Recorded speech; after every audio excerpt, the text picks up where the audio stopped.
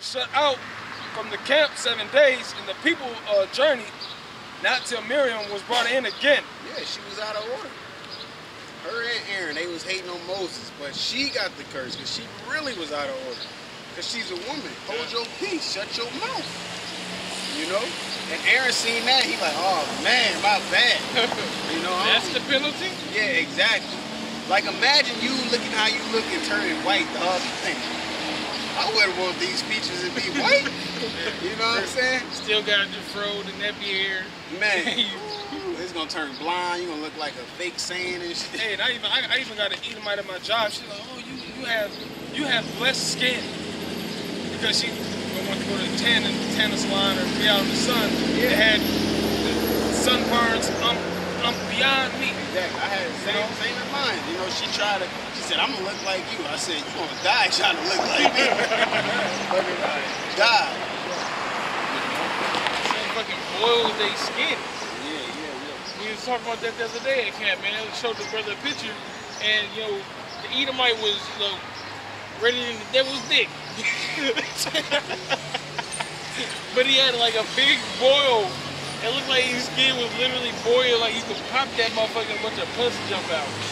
But that's a curse, man. The sun is fucking millions of miles away, right? It's so fucking far away, but it's killing your skin.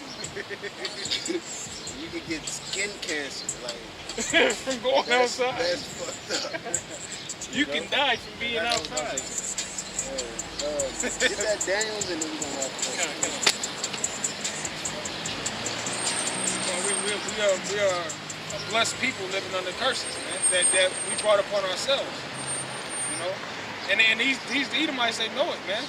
You know, they don't have to know the scriptures to know that we're a blessed people, man. They can see how we carry ourselves. You know, LeBron James, Michael Jordan, Kobe, so on and so forth. All they got is Larry Bird. Tom Brady. That's why Tom Brady's so-called greatest quarterback. We got one. We got one. Like, Jake take over every sport. Look at Deshaun Watson. You know what I'm saying? Rookie out there balling. You know what I mean? No recognition. That's why they make sure Brady make it to every single Super Bowl damn near. So you can't refute the fact that he's the greatest quarterback. He's been to the most Super Bowls and won this many, and that don't mean shit. It's all politics, though. That's if I can speak on it. It's like I did a lesson earlier this week on bread and circuses, because that was the saying back in the day. If you give the people bread and circuses, pretty much they'll never revolt. That bread today is your entitlement programs, your food stamps, your Section 8s, all of that, to keep them people content. And then you give them circuses, some form of entertainment to divert their energy or they focus from what's really going on. You had the same thing back then, okay? They had the different Olympics, and they had the Coliseum with people fighting in them or whatever. And just like it showed you on Gladiator, that shit was rigged back then too, because they would stab up one guy or give him a dull blade and have him go fight somebody with a real blade. It's the same thing here, man. All these fucking sports are rigged, man. So like the brother was saying about puffing up Tom Brady, this shit is rigged. So who knows who's the greatest? We know that nigga Deshaun Watson is butter, for lack of a better term. We know he got that heat. But we're gonna get back to the scriptures. This is Daniel chapter 10, verse 5. Then I lifted up my eyes and looked, and behold, a certain man clothed in linen, whose loins were girded with the fine gold of Uphaz. His body was also like the beryl, and his face as the appearance of lightning. Wisdom. Wisdom. Body like beryl because he had a green garment on, clothed to the foot. and his eyes as lamps of fire, and his arms and feet like in color. His arms and feet like in color to polished brass. That's why they didn't look that day with him. They didn't even know about that. So if we would have brought that out, how can you say, oh, that's a resurrected body? That's why it was like that. Even if it was, why the hell would he die white and come back dark? What's the point of that? Oh, he was the only one to get buried in nothing but dirt. It said it was a tomb, man.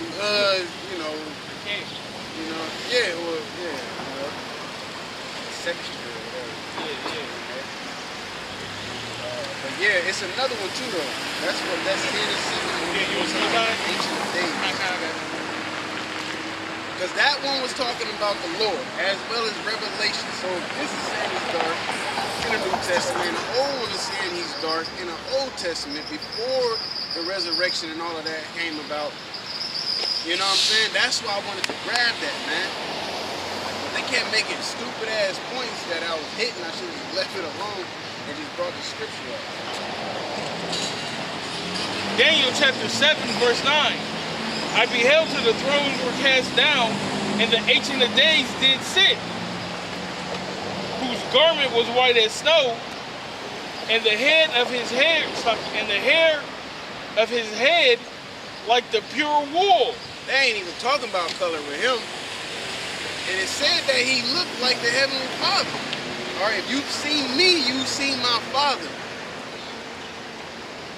So they both had woolly hair, man. Don't you hate when all the good points come out after the argument goes? Fuck, I should have said. Go ahead, bro. That's it? No. And his throne was like the fiery flame, and his wheels as burning fire. Talking about his chariot, man. All right.